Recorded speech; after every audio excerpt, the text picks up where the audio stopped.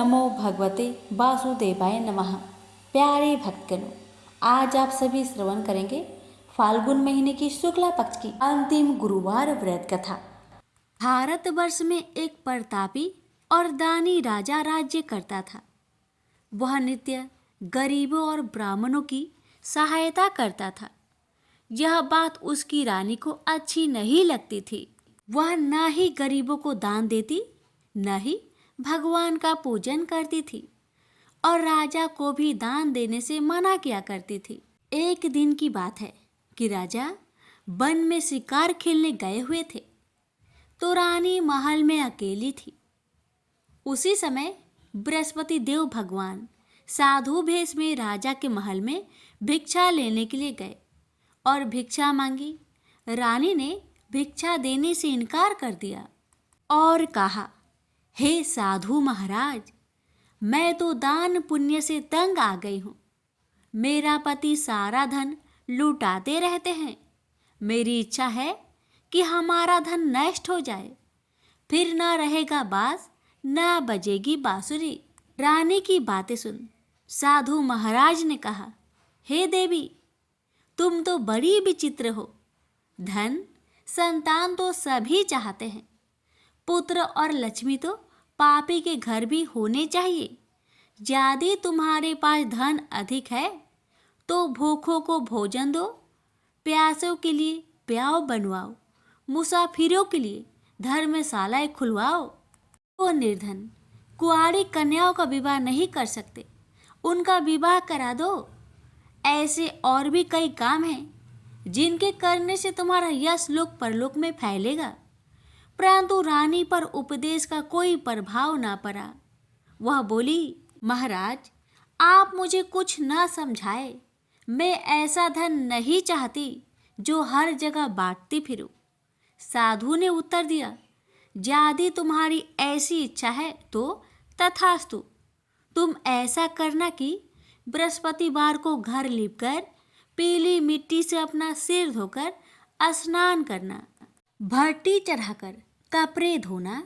ऐसा करने से आपका सारा धन नष्ट हो जाएगा। इतना कहकर वह साधु महाराज वहां से आलोप हो गए। साधु के अनुसार कई बातों को पूरा करते हुए रानी को केवल 3 बृहस्पतिवार ही बीते थे कि उसकी समस्त धन संपत्ति नष्ट हो गई। भोजन के लिए राजा का परिवार तरसने लगा। तब एक दिन राजा ने रानी से बोला कि हे रानी, तुम यहीं रहो, मैं दूसरे देश को जाता हूँ, क्योंकि यहाँ पर सभी लोग मुझे जानते हैं, इसलिए मैं कोई छोटा कार्य नहीं कर सकता। ऐसा कहकर राजा परदेश चला गया। वहाँ वह जंगल से लकड़ी काट कर लाता और शहर में बेचता। इस तरह वह अपना जीवन व्यतीत करने लगा। इधर राजा के प्रदेश जाते ही रानी और दासी दुखी रहने लगी। एक बार जब रानी और दासी को 7 दिन तक बिना भोजन के रहना पड़ा, तो रानी ने अपनी दासी से कहा, हे दासी, पासी के नगर में मेरी बहन रहती है। वह बड़ी धनवान है। तू उसके पास जा और कुछ ले आ, ताकि थोड़ी गुजर बसर हो जाए। दासी रानी के बहन के पास गई, लेकिन उस दिन गुरुवार का दिन था और रानी की बहन बृहस्पतिवार का व्रत करती थी। और उस समय व्रत पूजन करके वह बृहस्पति भगवान की कथा सुन रही थी। दासी ने रानी की बहन को अपनी रानी का संदेश दिया, लेकिन रानी की बड़ी बहन ने कोई उत्तर नहीं दिया। जब दासी को रानी की बहन से कोई उत्तर नहीं मिला तो उसे बहुत दुख हुआ, साथ ही साथ उसे क्रोध भी आया। दासी ने वापस जाकर रानी को सारी बात बता दी। रानी ने सुनकर अपने भाग्य को कोसा। उधर रानी की बहन ने सोचा कि मेरी बहन की दासी आई थी, परंतु मैं उससे नहीं बोली, इससे उसे बहुत दुख लगी होगी।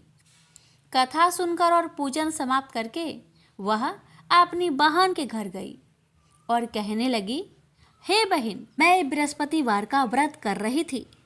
तुम्हारी दासी मेरे घर आई थी। परंतु जब तक कथा होती है तब तक ना तो उठते हैं और ना ही बोलते हैं। इसलिए मैं नहीं बोली। कहो दासी, क्यों गई थी? रानी बोली, बहन, तुमसे क्या छिपाऊं? हमारे घर में खाने तक को अनाज नहीं था। ऐसा कहते कहते रानी की आंखें भर आई। उसने दासी समेत पिछले 7 दिनों से भूखे रहने तक की बात अपनी बहन को विस्तार पूर्वक बताई। रानी की बहन बोली, देखो बहन, भगवान बृहस्पति देव सबकी मनोकामना को पूर्ण करते हैं। देखो, शायद तुम्हारे घर में अनाज रखा हो। पहले तो रानी को विश्वास नहीं हुआ, पर बहन के आग्रह करने पर उसने अपनी दासी को अंदर भेजा तो उसे सचमुच अनाज से भरा हुआ एक घड़ा मिल गया। यह देखकर दासी को बड़ी हैरानी हुई। दासी ने रानी से कहा, हे रानी, जब आपको भोजन नहीं मिलता तो हम क्या करते हैं? व्रत ही तो करते हैं। इसलिए क्यों ना इनसे व्रत और कथा की विधि पूछ ली जाए, ताकि हम भी व्रत कर सके। तब रानी ने अपनी बहन से बृहस्पतिवार के व्रत के बारे में पूछा। उसकी बहन ने बताया, बृहस्पतिवार के दिन व्रत में चने की दाल और मुनक्का से विष्णु भगवान का केले की जड़ में पूजन करे तथा दीपक जलाए, व्रत कथा सुने और पीला भोजन ही करे। इससे बृहस्पति देव प्रसन्न होते हैं। व्रत और पूजन विधि बताकर रानी की बहन अपने घर को लौट गई। 7 दिन के बाद जब गुरुवार आया तो रानी और दासी ने व्रत रखा। घुड़सार में जाकर चना और गुड़ लेकर आई। फिर उससे केले की जड़ तथा विष्णु भगवान का पूजन किया। अब पीला भोजन कहाँ से आए, इस बात को लेकर दोनों बहुत दुखी थे। चूँकि उन्होंने व्रत रखा था, इसलिए बृहस्पति देव उनसे प्रसन्न थे। इसलिए वे एक साधारण व्यक्ति का रूप धारण करके 2 थालों में सुंदर पीला भोजन दासी को दे गए। भोजन पाकर दासी प्रसन्न हुई और फिर रानी के साथ मिलकर भोजन ग्रहण किया। उसके बाद वे सभी गुरुवार का व्रत और पूजन करने लगे। बृहस्पति भगवान की कृपा से उनके पास फिर से धन संपत्ति आ गई, परंतु रानी फिर से पहले की तरह आलस्य करने लगी। तब दासी बोली, देखो रानी, तुम पहले भी इस प्रकार आलस्य करती थी।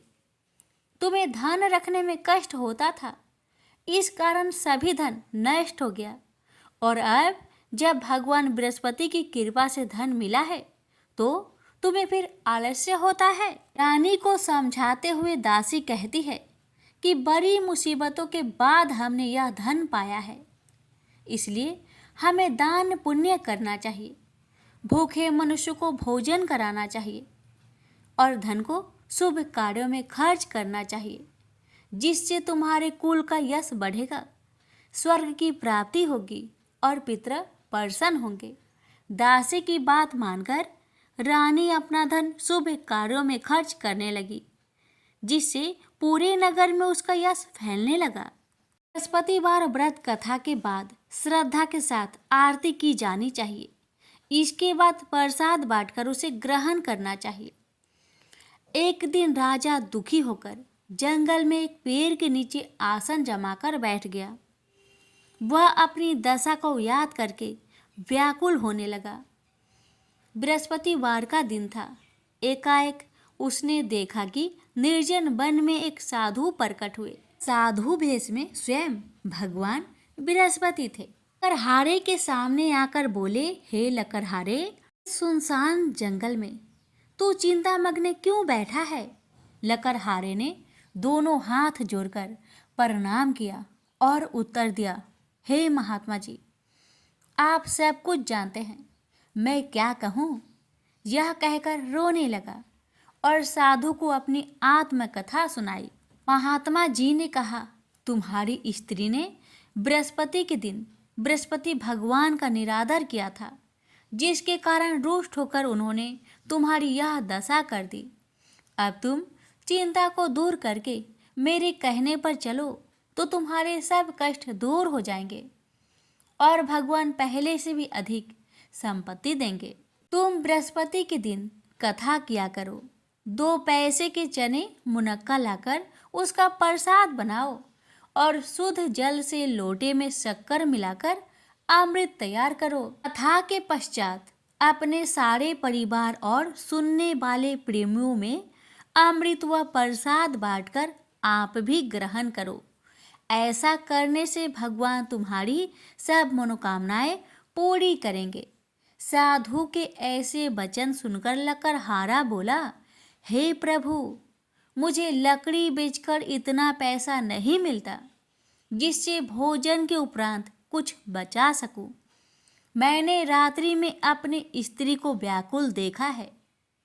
मेरे पास कुछ भी नहीं जिससे मैं उसकी खबर मंगा सकूं। साधु ने कहा, हे लकड़हारे, तुम किसी बात की चिंता मत करो। बृहस्पति के दिन तुम रोजाना की तरह लकड़ियां लेकर शहर को जाओ। तुमको रोज से दुगुना धन प्राप्त होगा जिससे तुम भली भांति भोजन कर लोगे तथा बृहस्पति देव की पूजा का सामान भी आ जाएगा। इतना कहकर साधु महाराज अंतर्ध्यान हो गए। धीरे धीरे समय व्यतीत होने पर फिर वही बृहस्पतिवार का दिन आया। लकड़हारा जंगल से लकड़ी काटकर किसी शहर में बेचने गया।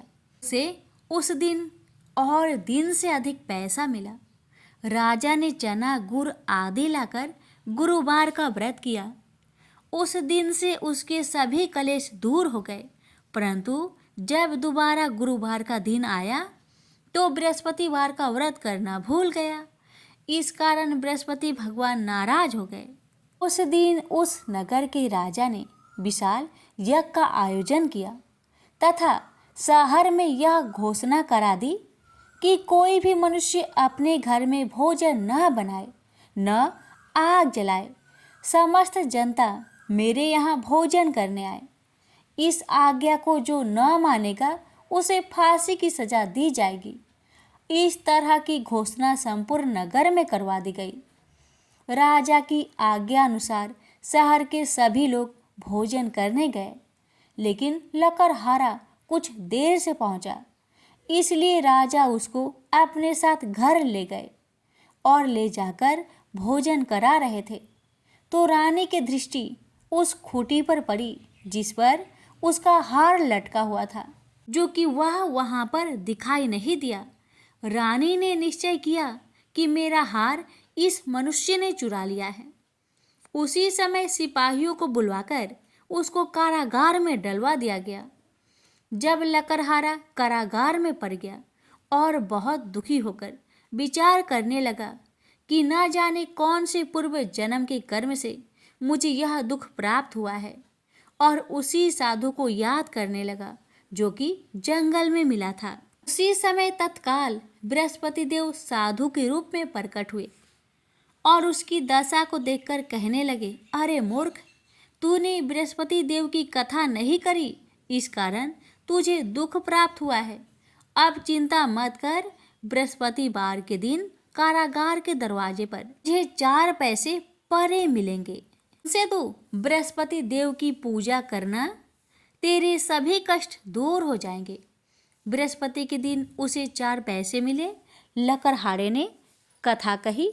उसी रात्रि को बृहस्पति देव ने उस नगर के राजा को स्वप्न में कहा, हे राजा, तुमने जिस आदमी को कारागार में बंद किया है वह निर्दोष है, वह राजा है, उसे छोड़ देना। रानी का हार उसी खूंटी पर लटका है।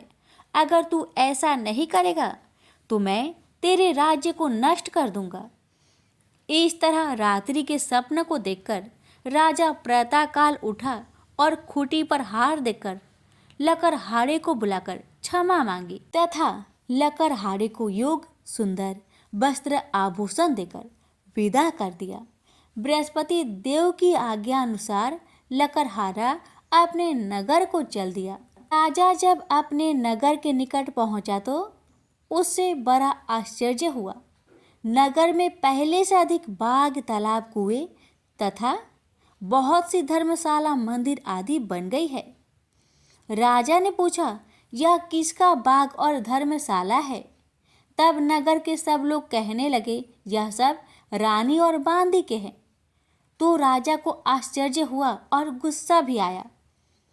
जब रानी ने यह खबर सुनी कि राजा आ रहे हैं, तो उन्होंने बांदी से कहा कि हे दासी, देख, राजा हमको कितनी बुरी हालत में छोड़कर गए थे। हमारी ऐसी हालत देखकर वह लौट न जाए, इसलिए तू दरवाजे पर खड़ी हो जा। आज्ञा अनुसार दासी दरवाजे पर खड़ी हो गई। राजा आए तो उन्हें अपने साथ ले आई। तब राजा ने क्रोध करके अपनी रानी से पूछा कि यह धन तुम्हें कैसे प्राप्त हुआ है? तब उन्होंने कहा, हमें यह सब धन बृहस्पति देव की व्रत के प्रभाव से प्राप्त हुआ है। राजा ने निश्चय किया कि 7 रोज बाद तो सभी बृहस्पति देव का पूजन करते हैं, परंतु मैं प्रतिदिन दिन में 3 बार कहानी तथा रोज व्रत किया करूँगा। अब हर समय राजा के दुपट्टे में चने की दाल बंधी रहती। हाँ, दिन में 3 बार कहानी कहता। एक रोज राजा ने विचार किया कि चलो अपनी बहन के यहाँ हो आए। इस तरह निश्चय कर राजा घोड़े पर सवार हो अपनी बहन के यहाँ को चलने लगा। मार्ग में उसने देखा कि कुछ आदमी एक मुर्दे को ले जा रहे हैं। उन्हें रोककर राजा कहने लगे, अरे भाइयों, मेरी बृहस्पति देव की कथा सुन लो। ये बोले, लो, हमारा तो आदमी मर गया है, इसको अपनी कथा की पड़ी है। परंतु कुछ आदमी बोले, अच्छा कहो, तुम्हारी बृहस्पति भगवान की कथा भी सुनेंगे। राजा ने दाल निकाली और जब कथा आदि हुई कि मुर्दा हिलने लग गया, और जब कथा समाप्त हो गई तो राम राम करके मनुष्य उठकर खड़ा हो गया।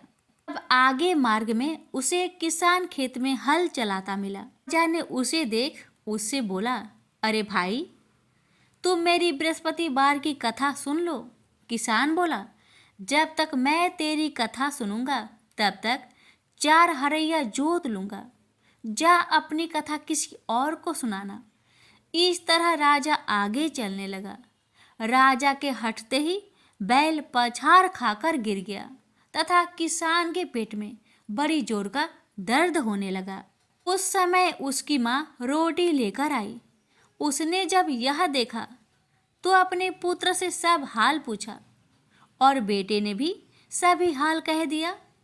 तो बुढ़िया दौड़ी दौड़ी उस घुड़सार के पास गई और उससे बोली कि मैं तेरी कथा सुनूंगी, तू अपनी कथा मेरे खेत पर चलकर ही करना।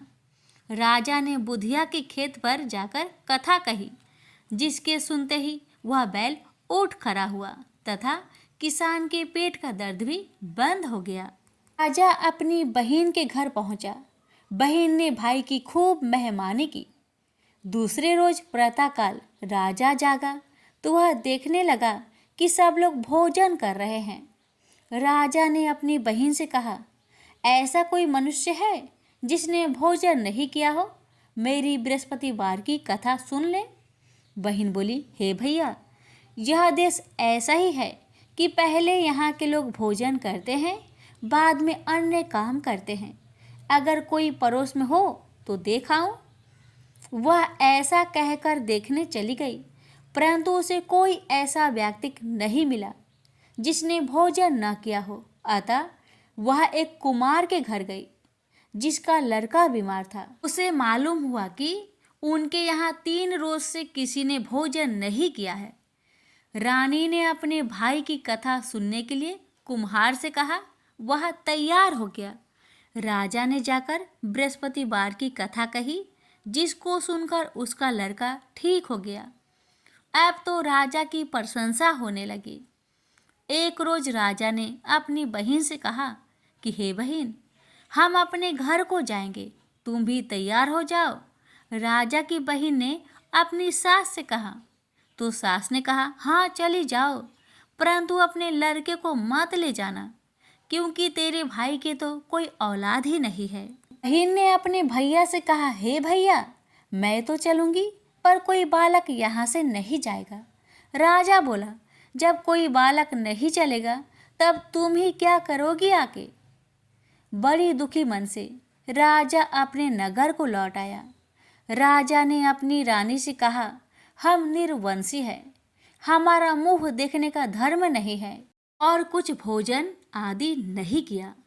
रानी बोली, हे प्रभु, बृहस्पति देव ने हमें सब कुछ दिया है, वह हमें औलाद अवश्य देंगे। उसी रात को बृहस्पति देव ने राजा से सपने में कहा, हे राजा, उठ, सभी सोच त्याग दे, तेरी रानी गर्भ से है। राजा यह बात सुनकर बहुत प्रसन्न हुआ और 9वें महीने में रानी के गर्भ से एक सुंदर पुत्र पैदा हुआ।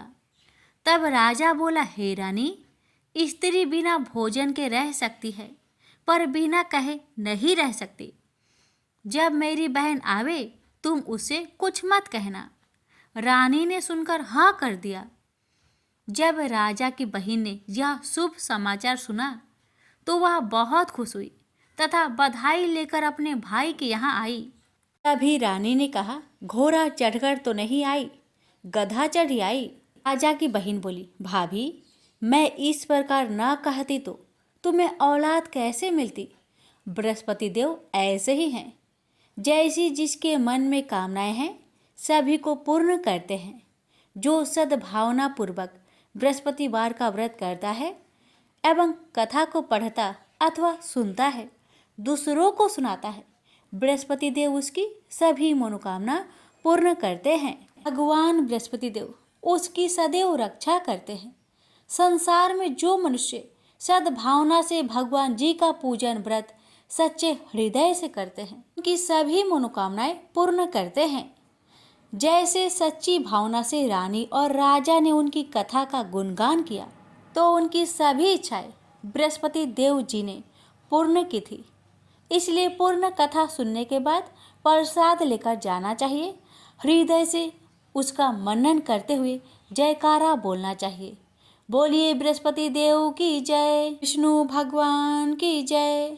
एक समय की बात है, नैमिषारण्य तीर्थ में सौनकादि 88,000 ऋषियों ने श्री सूत जी से पूछा, हे प्रभु, इस कलयुग में वेद विद्या रहित मनुष्य को प्रभु भक्ति किस प्रकार मिल सकती है तथा उनका उद्धार कैसे होगा। हे मुनि श्रेष्ठ, कोई ऐसा तप बताइए जिससे थोड़े समय में ही पुण्य मिले और मनोवांछित फल भी मिल जाए। इस प्रकार की कथा सुनने की हम इच्छा रखते हैं।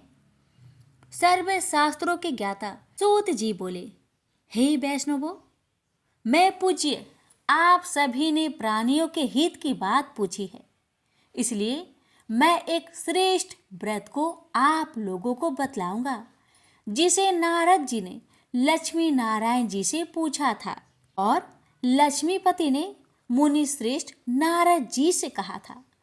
आप सब इसे ध्यान से सुनिए। एक समय की बात है, योगीराज नारद जी दूसरों के हित की इच्छा लिए अनेकों लोकों में घूमते हुए मृत्यु लोक में आ पहुंचे। यहाँ उन्होंने अनेक योनियों में जन्मे प्राय सभी मनुष्यों को अपने कर्मों द्वारा अनेकों दुख से पीड़ित देखा। उनका दुख देख नारद जी सोचने लगे कि कैसा यत्न किया जाए जिसके करने से निश्चित रूप से मानव के दुखों का अंत हो जाए। इसी विचार पर मनन करते हुए वह विष्णु लोक में गए। वह देवों के इस भगवान नारायण की स्तुति करने लगे, जिनके हाथों में शंख, चक्र, गदा और पद्म थे, गले में वरमाला पहने हुए थे। स्तुति करते हुए नारद जी बोले, हे भगवान, आप अत्यंत शक्ति से संपन्न हैं, मन तथा वाणी भी आपको नहीं पा सकती है। आपका यदि मध्य तथा अंत नहीं है, निर्गुण स्वरूप सृष्टि के कारण भक्तों के दुख को दूर करने वाले, आपको मेरा नमस्कार है। नारद जी की स्तुति सुन विष्णु भगवान बोले, हे मुनि श्रेष्ठ, आपके मन में क्या बात है?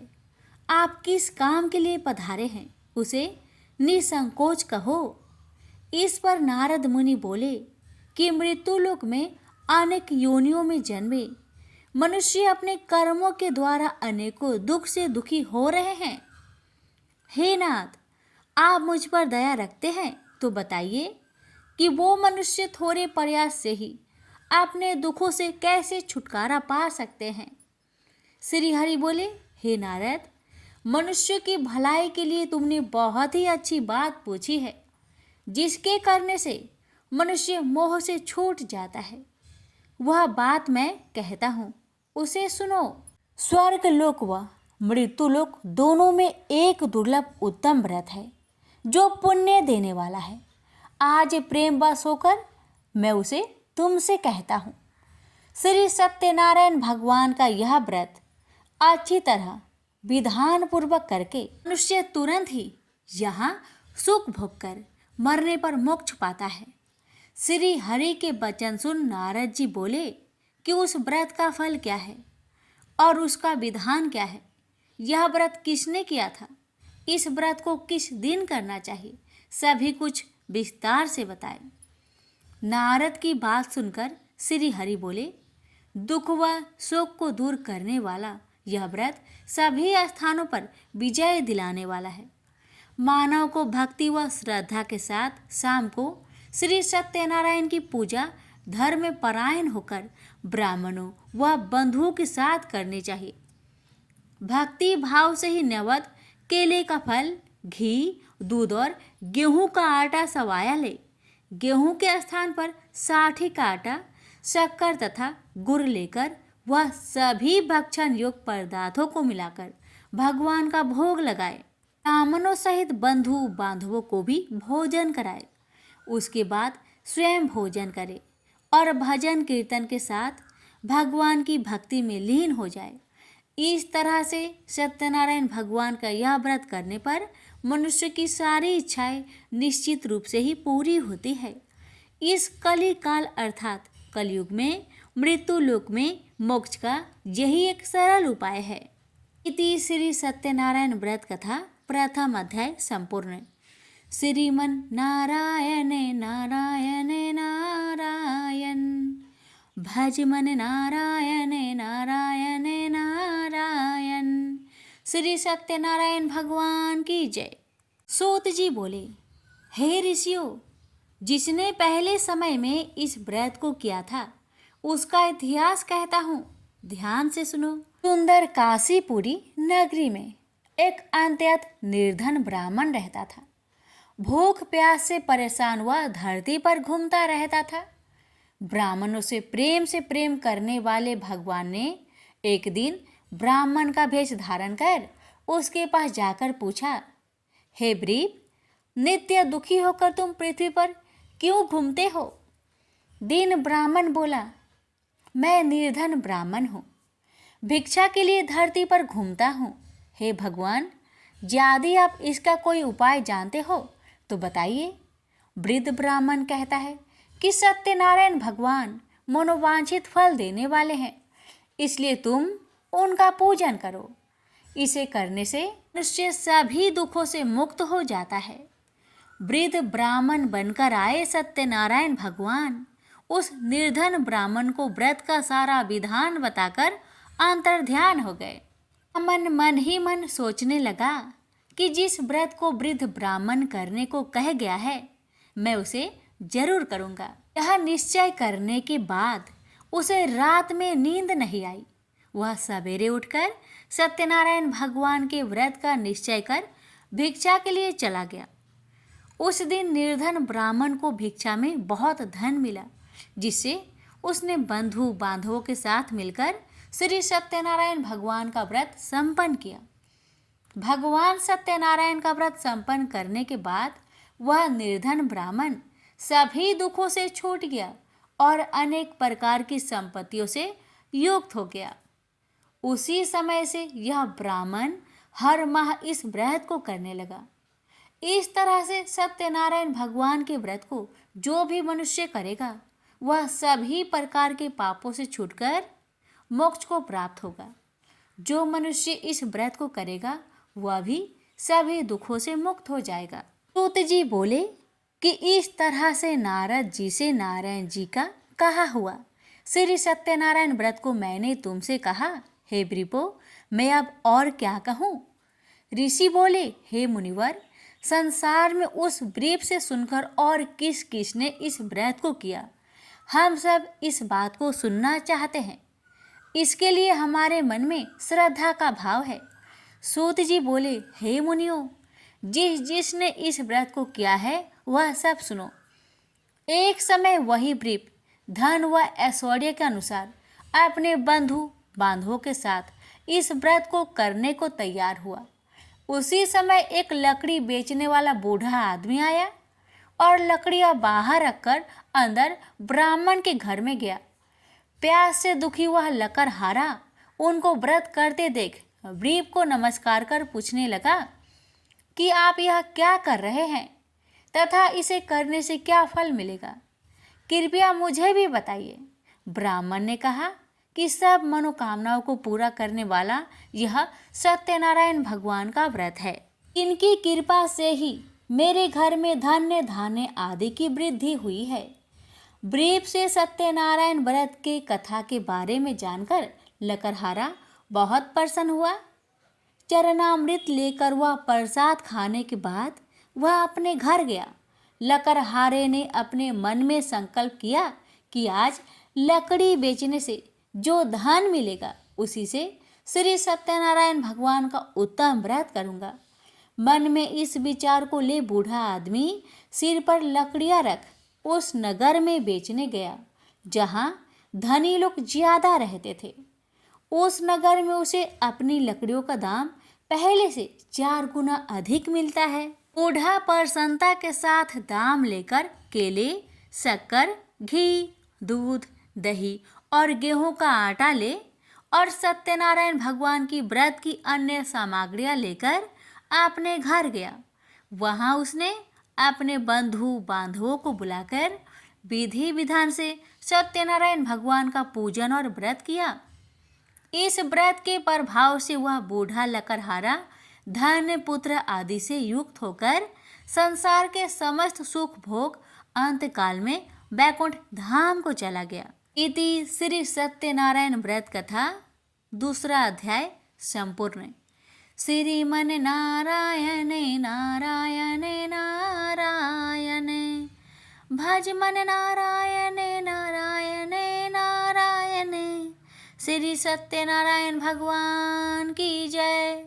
सूत जी बोले, हे श्रेष्ठ मुनियों, अब आगे की कथा कहता हूँ। पहले समय में उल्कामुख नाम का एक बुद्धिमान राजा था। वह सत्य वक्ता और जितेंद्रिय था। प्रतिदिन देव स्थानों पर जाता और निर्धनों को धन देकर उनके कष्ट दूर करता था। उसकी पत्नी कमल के समान मुख वाली तथा सती साध्वी थी। भद्रशिला नदी के तट पर उन दोनों ने श्री सत्यनारायण भगवान का व्रत किया। उसी समय साधु नाम का एक वैश्य आया। उसके पास व्यापार करने के लिए बहुत सा धन भी था। राजा को व्रत करते देखकर वह विनय के साथ पूछने लगा, हे राजन, भक्ति भाव से पूर्ण होकर आप यह क्या कर रहे हैं? मैं सुनने की इच्छा रखता हूँ, तो आप मुझे बताए।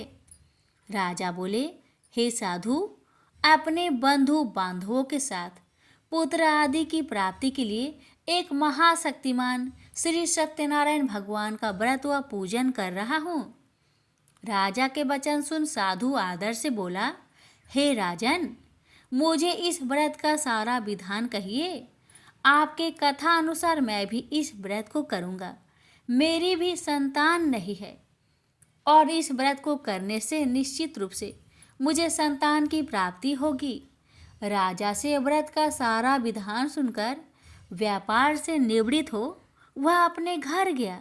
साधु वैश्य ने अपनी पत्नी को संतान देने वाले इस व्रत का वर्णन कह सुनाया और कहा कि जब मेरी संतान होगी तब मैं इस व्रत को करूँगा। साधु ने इस तरह के वचन अपनी पत्नी लीलावती से कहे। एक दिन लीलावती पति के साथ आनंदित हो सांसारिक धर्म में प्रवृत्त होकर सत्यनारायण भगवान की कृपा से गर्भवती हो गई। 10वें महीने में उसके गर्भ से एक सुंदर कन्या ने जन्म लिया।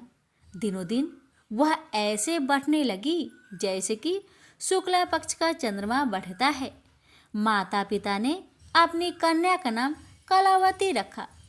एक दिन लीलावती ने मीठे शब्दों में अपने पति को याद दिलाया कि आपने सत्यनारायण भगवान के जिस व्रत को करने का संकल्प किया था उसे करने का समय आ गया है।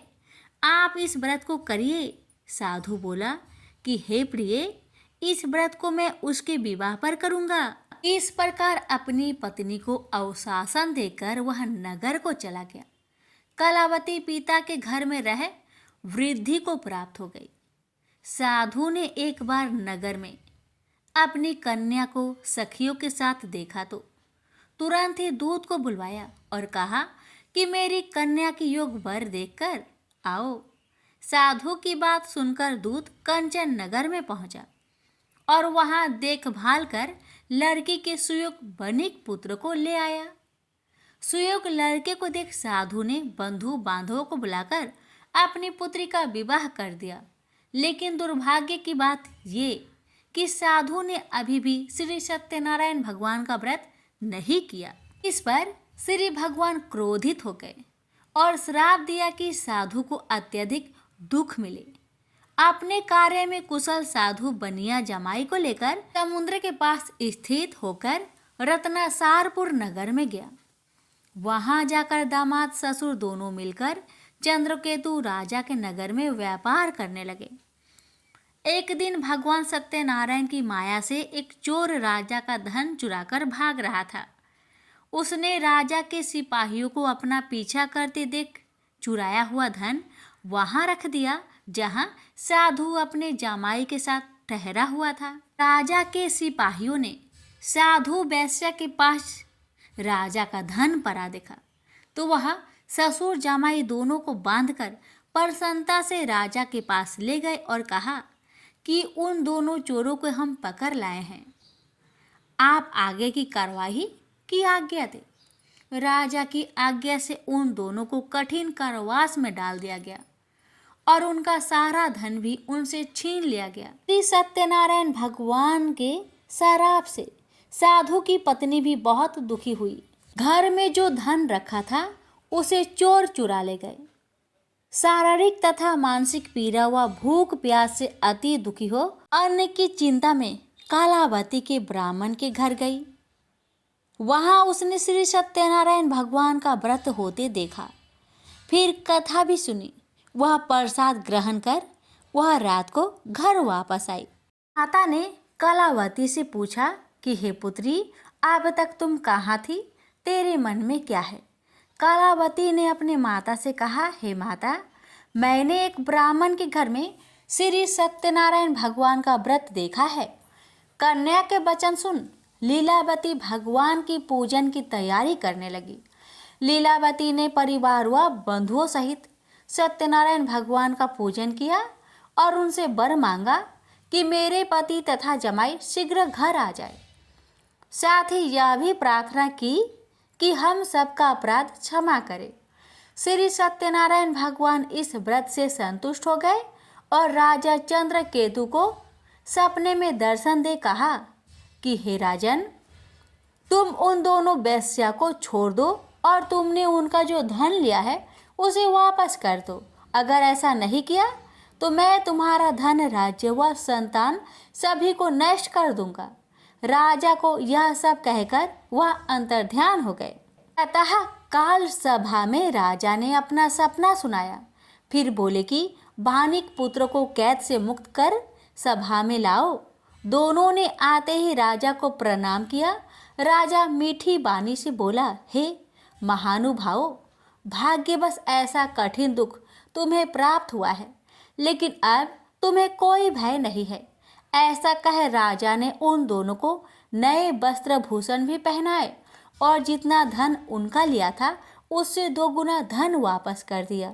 दोनों वेश्या अपने घर को चल दिए। श्री सत्यनारायण व्रत कथा का 3रा अध्याय संपूर्ण। श्रीमन नारायण नारायण नारायण, भज मन नारायण नारायण नारायण, श्री सत्यनारायण भगवान की जय।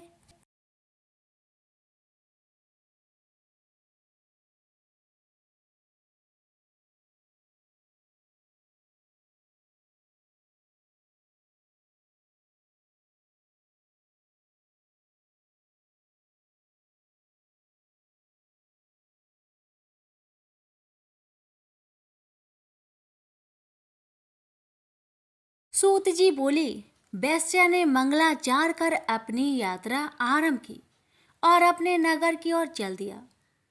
उसके थोड़ी दूर जाने पर एक दंड भेषधारी श्री सत्यनारायण ने उनसे पूछा, हे साधु, तेरी नाव में क्या है? अभिमानी बानिक हंसता हुआ बोला, हे दंडी, आप क्यों पूछते हो? क्या धन लेने की इच्छा है? मेरी नाव में तो बेल व पत्ते भरे हुए हैं। वैश्या के कठोर वचन सुन भगवान बोले, तुम्हारा वचन सत्य हो।